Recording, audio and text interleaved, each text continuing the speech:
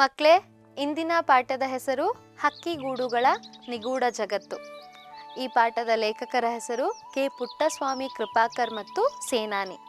ಕೃತಿಕಾರರ ಪರಿಚಯ.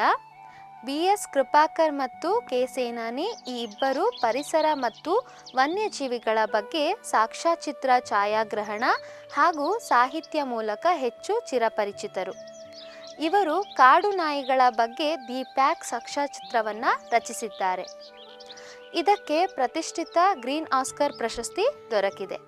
ಹಾಗೆಯೇ ಇಂಗ್ಲಿಷ್ನಲ್ಲಿ A walk on the wild side, valley of bamboos and forgotten villages ಇತ್ಯಾದಿ ಕೃತಿಗಳನ್ನು ಇವರು ರಚಿಸಿದ್ದಾರೆ. ಇವರು ಶ್ರೀ ಕೆ. ಪುಟ್ಟಸ್ವಾಮಿ ಹಾಗೂ ಜೊತೆಗೂಡಿ ಜೀವಜಾಲ ಕೃತಿ ರಚಿಸಿದ್ದಾರೆ.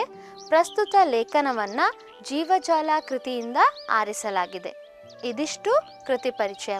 ಮಕ್ಕಳೇ, ಇಲ್ಲಿ ಮನುಷ್ಯನಿಗೆ ಹೇಗೆ ಮನೆ ಅಂತ ಇರುತ್ತೋ ಹಾಗೆ ಹಕ್ಕಿ, ಪ್ರಾಣಿ, ಪಕ್ಷಿಗಳಿಗೂ ಕೂಡ ಗೂಡು ಅನ್ನೋದು ಇರುತ್ತೆ. ಅದು ಸ್ವಲ್ಪ ವಿಭಿನ್ನವಾಗಿಯೂ ನಿಗೂಢವಾಗಿಯೂ ಇರುತ್ತೆ. ಪ್ರತಿಯೊಂದು ಜೀವರಾಶಿಗಳು ತಮ್ಮ ತಮ್ಮ ಮರಿಗಳಿಗೋಸ್ಕರ ಗೂಡನ್ನು ಕಟ್ಟಿಕೊಳ್ಳುತ್ತೆ, ವಂಶಾಭಿವೃದ್ಧಿಯನ್ನು ಮಾಡಿಕೊಳ್ಳುತ್ತೆ. ಪ್ರತಿ ಜೀವಿಯ ಸಂತಾನಾಭಿವೃದ್ಧಿ ಕಾರ್ಯ ಅಪ್ರಜ್ಞಾಪೂರ್ವಕವಾಗಿ ನಡೆಯುತ್ತೆ. ಅಂದರೆ ಆ ಕ್ರಿಯೆ ಅನ್ನೋಯಿಂಗ್ಲಿ ಅದು ನಡೆಯುವಂಥ ಕ್ರಿಯೆ ಆಗಿರುತ್ತೆ.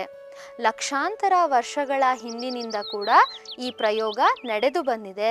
ಹಾಗೆ ಇದಕ್ಕೆ ಫಲಶ್ರುತಿ ಇದೆ, ಅಂದರೆ ರಿಸಲ್ಟ್ ಕೂಡ ಸಿಕ್ಕಿದೆ ಅಂತ ಹೇಳಿ ಅರ್ಥ.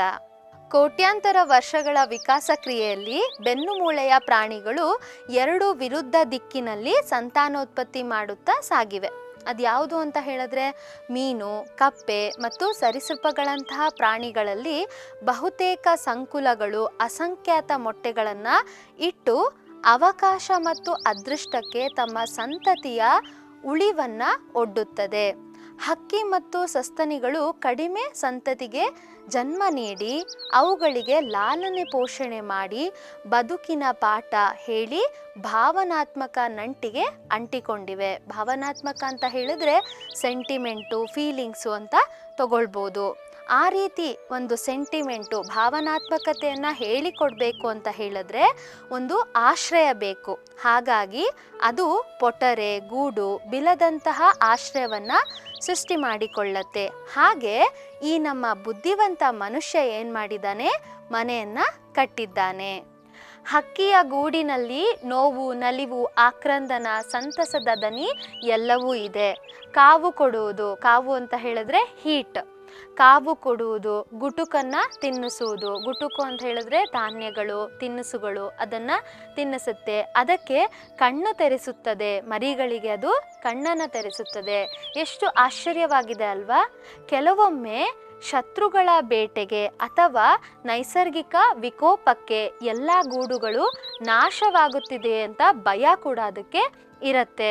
ಇಂತಹ ಕಷ್ಟಗಳನ್ನು ಅದು ಎದುರಿಸಿ ಮೊಟ್ಟೆಗಳನ್ನು ರಕ್ಷಿಸಿ ಮರಿಗಳನ್ನು ಕಾಪಾಡಿಕೊಳ್ಳುತ್ತೆ. ಇದಿಷ್ಟು ಹಕ್ಕಿಯ ಒಂದು ಸಾಹಸವಾಗಿದೆ ಮಕ್ಕಳೇ. ಹುಟ್ಟಿದ ಮಕ್ಕಳಿಗೆ ಬದುಕಿನ ಪಾಠ ಹೇಳಿಕೊಡುವ ಶಾಲೆ ಅದು. ಗೂಡು ಅನ್ನೋದು ಶಾಲೆಯಾಗಿ ನಾವಿಲ್ಲಿ ತಗೊಳ್ಬೋದು. ಹಕ್ಕಿಗಳು ಗೂಡನ್ನು ನಿರ್ಮಿಸಿಕೊಂಡು ತನ್ನ ಮರಿಗಳಿಗೆ ಸಂಜೀವಿನಿ ಪಾಠ ಹೇಳಿಕೊಡುತ್ತೆ. ಅಂದರೆ ತನ್ನ ಮೊಟ್ಟೆ ಕೇವಲ ಸ್ಪರ್ಶದಿಂದ ಕಾವು ಕೊಡುತ್ತೆ. ನಿರ್ಜೀವ ವಸ್ತುವಿನಂತೆ ಕಾಣುವ ಮೊಟ್ಟೆಗೆ ಸ್ಪರ್ಶದಿಂದ ಜೀವ ಕೊಡುವ ಹಕ್ಕಿ ಅದು. ನಾವು ಮನುಷ್ಯರೇ ಹೇಗೆ ಅಂತ ಹೇಳಿದ್ರೆ ಮಡಿ, ಮೈಲ್ಗೆ ಅಂತ ಸ್ಪರ್ಶನ ತಗೊಳ್ಳೋದಿಲ್ಲ. ಯಾರಾದರೂ ಮುಟ್ಟಿದ್ರೆ ನಾವೇನು ಹೇಳ್ತೀವಿ, ಮಡಿ ಆಗತ್ತೆ, ಮೈಲ್ಗೆ ಆಗತ್ತೆ ಅಂತ ಹೇಳ್ತೀವಿ. ಹಾಗಾಗಿ ಇಲ್ಲಿ ಮನುಷ್ಯನಿಗೆ ಸ್ಪರ್ಶದ ಸಂಜೀವಿನಿ ಪಾಠವನ್ನು ಇದು ಹೇಳಿಕೊಡುತ್ತೆ. ತಾಯಿ ಮತ್ತು ಮಕ್ಕಳು ಅಂದರೆ ಹಕ್ಕಿ ಮತ್ತು ಮರಿ ಕೌಟುಂಬಿಕ ಜೀವನವನ್ನು ಸಾಗಿಸಬೇಕು ಅಲ್ವಾ? ಹಾಗಾಗಿ ಅದು ಗೂಡನ್ನು ಕಟ್ಟಿ ಸಹಕರಿಸುತ್ತದೆ.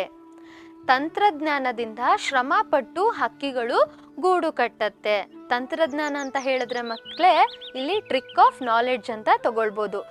ಹಕ್ಕಿಗಳು ಕೂಡ ಬಹಳ ಬುದ್ಧಿವಂತಿಕೆಯಿಂದ ಇಲ್ಲಿ ಗೂಡನ್ನು ಕಟ್ಟತ್ತೆ. ಕೆಲವು ಸಸ್ತನಿಗಳು ಅಂತ ಹೇಳಿದ್ರೆ ಇನ್ಸೆಕ್ಟ್ಸ್ ಅಂತ ನಾವು ತಗೊಳ್ಬೋದು. ಉರುಗಗಳು ಕೂಡ ಗೂಡನ್ನು ಕಟ್ಟತ್ತೆ. ಅಂದರೆ ಎಲ್ಲರನ್ನೂ ಹೋಲಿಸಿಕೊಂಡ್ರೆ ಹಕ್ಕಿಗಳು ಚಾಕಚಕ್ಯತೆಯಿಂದ ಗೂಡನ್ನು ಕಟ್ಟುತ್ತದೆ. ಈ ಗೂಡುಗಳಲ್ಲಿ ವಾಸ್ತುಶಿಲ್ಪಿಯ ಕಲ್ಪನೆ ಸಕಾರಗೊಳ್ಳುತ್ತದೆ. ಮನುಷ್ಯರು ಹೇಗೆ ಸಿಮೆಂಟು ಕಬ್ಬಿಣಗಳನ್ನು ಉಪಯೋಗಿಸಿ ನಾವು ಮನೆ ಕಟ್ತೀವೋ ಅದೇ ರೀತಿಯಲ್ಲಿ ಹಕ್ಕಿಗಳು ಗೂಡನ್ನು ತನ್ನದೇ ಆದ ರೂಪದಲ್ಲಿ ಗೂಡನ್ನು ಪ್ಲಾಸ್ಟರ್ ಮಾಡಬಲ್ಲವು. ಹಕ್ಕಿಗಳ ಬುದ್ಧಿವಂತಿಕೆಯಿಂದ ಇಲ್ಲಿ ಗೂಡನ್ನು ಕಟ್ಟಬಲ್ಲವು ಅಂತ ಹೇಳಲಾಗಿದೆ. ಹಕ್ಕಿಗಳು ಗೂಡನ್ನು ನಿರ್ಮಿಸುವುದು ಮುಖ್ಯವಾಗಿ ರಕ್ಷಣೆಗಾಗಿ. ಶೀತ ಗಾಳಿ, ಬಿರುಗಾಳಿ, ಮಳೆ, ಪ್ರವಾಹದ ವಿರುದ್ಧ ಬದುಕಲು ಅವುಗಳಿಗೆ ಗೂಡು ಬೇಕು. ಹಾಗಾಗಿ ಅದು ಮರದ ಎತ್ತರದಲ್ಲಿ ಗೂಡು ಕಟ್ಟುತ್ತದೆ. ಮೊಟ್ಟೆಯನ್ನು ರಕ್ಷಿಸಿಕೊಳ್ಳುವುದಕ್ಕಾಗಿ ಗೂಡನ್ನು ಕಟ್ಟುತ್ತದೆ. ನೀರಿನ ಮೇಲೆ, ದ್ವೀಪ, ಬಿಲ, ಕಣಿವೆ ಇವುಗಳ ಮೇಲೆ ಅದು ಗೂಡನ್ನು ಕಟ್ಟುತ್ತದೆ. ಹಕ್ಕಿಗಳು ಉಷ್ಣದೇಹಿಗಳು ಆಗಿರುತ್ತದೆ. ಉಷ್ಣದೇಹ ಅಂತ ಹೇಳಿದ್ರೆ ಹೀಟ್ ಬಾಡಿ. ದೇಹದಲ್ಲಿ ಇರುವಂತಹ ಉಷ್ಣವನ್ನು ಮೊಟ್ಟೆಗೆ ಅಂದರೆ ಮರಿಗೆ ಕಾವು ಕೊಟ್ಟು ಅದೇನು ಮಾಡುತ್ತೆ, ಮೊಟ್ಟೆಯಿಂದ ಮರಿಯನ್ನು ಆಚೆ ತರಿಸುತ್ತೆ.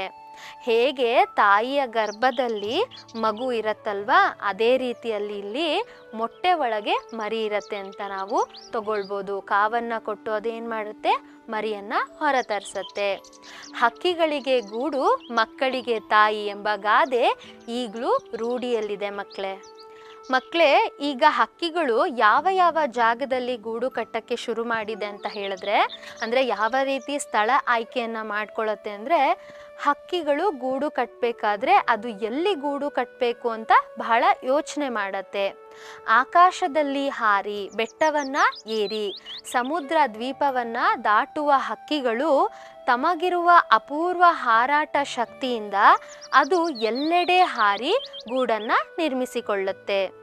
ಸಾಗರದ ದ್ವೀಪದ ಹತ್ತಿರ, ಶಿಖರದ ಎತ್ತರಕ್ಕೆ, ಕತ್ತಲೆ ಇರುವ ಸ್ಥಳ, ಹಾಗೆ ರಕ್ತ ಹೆಪ್ಪುಗಟ್ಟಿರುವ ಸ್ಥಳ, ಸೂರ್ಯನ ಕಿರಣಗಳು ಬಾರದ ಇರುವ ಜಾಗದಲ್ಲಿ, ಕತ್ತಲಲ್ಲಿ ಕೂಡ ಅದು ಗೂಡನ್ನು ಕಟ್ಟತ್ತೆ. ಗೂಡು ಕಟ್ಟುವುದರಲ್ಲಿ ಹಕ್ಕಿಗಳನ್ನು ಮೀರಿಸಲು ಯಾರಿಗೂ ಆಗಲ್ಲ. ಕೆಲವು ಸಲ ಹಕ್ಕಿಗಳು ಕೂಡ ದಾರಿ ತಪ್ಪುತ್ತದೆ.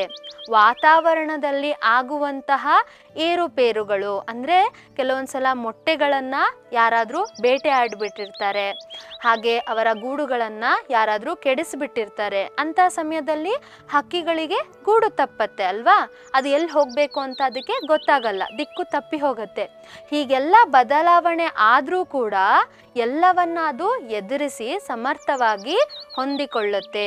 ಅದಕ್ಕೆ ಈಗ ಈ ಹಕ್ಕಿಗಳೆಲ್ಲ ಏನು ಮಾಡಿದ್ದಪ್ಪ ಅಂತ ಹೇಳಿದ್ರೆ, ಈಗ ವಿದ್ಯುತ್ ತಂತಿಯಲ್ಲಿ ಮೀಟರ್ ಬೋರ್ಡ್ ಹತ್ತಿರ ಕೂಡ ನಾವು ಗೂಡುಗಳನ್ನು ನೋಡ್ಬೋದು. ಹಾಗಾಗಿ ಅದು ಎಲ್ಲಂದ್ರಲ್ಲಿ ಇವಾಗ ಗೂಡು ಕಟ್ಟಕ್ಕೆ ಶುರು ಮಾಡಿದೆ. ಮಕ್ಕಳೇ, ಈಗಾಗಲೇ ನಾವು ಅದು ಹಕ್ಕಿಗಳು ಯಾವ ರೀತಿಯ ಜಾಗದಲ್ಲಿ ಗೂಡನ್ನು ಕಟ್ಟತ್ತೆ, ಯಾವ ರೀತಿ ಸ್ಥಳ ಆಯ್ಕೆಯನ್ನು ಮಾಡ್ಕೊಳ್ಳುತ್ತೆ ಅಂತ ತಿಳ್ಕೊಂಡ್ವಿ. ಹಾಗಾದರೆ ಈ ಗೂಡುಗಳ ಅಲಂಕಾರ ಪ್ರಜ್ಞೆ ಯಾವ ರೀತಿ ಹಕ್ಕಿಗಳಿಗೆ ಇದೆ ಅಂತ ನಾವೀಗ ನೋಡೋದೇ ಆದರೆ, ಇಲ್ಲಿ ಹಕ್ಕಿಗಳು ಗೂಡಿನ ಒಳಗೆ ಬಹಳ ಶುಚಿತ್ವವನ್ನು ಕಾಪಾಡಿಕೊಳ್ಳುತ್ತೆ, ಅಂದರೆ ಬಹಳ ಕ್ಲೀನಾಗಿ ಇಟ್ಕೊಳ್ಳುತ್ತದು. ಕೆಲವು ಹಕ್ಕಿಗಳು ಅವುಗಳ ಗೂಡನ್ನು ಬಹಳ ಅಲಂಕೃತವಾಗಿ ಇಟ್ಟುಕೊಳ್ಳುತ್ತೆ. ಗೂಡು ಎದ್ದು ಕಾಣುವ ರೀತಿಯಲ್ಲಿ ಅದು ರಚಿಸುತ್ತೆ.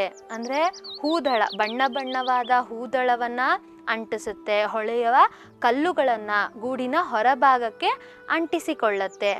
ಇನ್ನು ನಾವು ನೋಡೋದೇ ಆದರೆ ಹದ್ದು, ಇದು ಚಿಂದಿ ಬಟ್ಟೆಗಳನ್ನು ಆಯ್ದು ಅದನ್ನು ಕೂಡ ಗೂಡಿನ ಹೊರಗಿನ ಭಾಗಕ್ಕೆ ಅಂಟಿಸಿಕೊಳ್ಳುತ್ತೆ. ಗ್ಲಾಸ್ ಪೀಸ್ ಇರುತ್ತಲ್ಲ, ಅದನ್ನು ಕೂಡ ಅದು ಅಂಟಿಸಿಕೊಂಡು ಬಹಳ ಅಲಂಕೃತವಾಗಿ ಗೂಡು ಕಾಣೋ ರೀತಿ ಮಾಡುತ್ತೆ.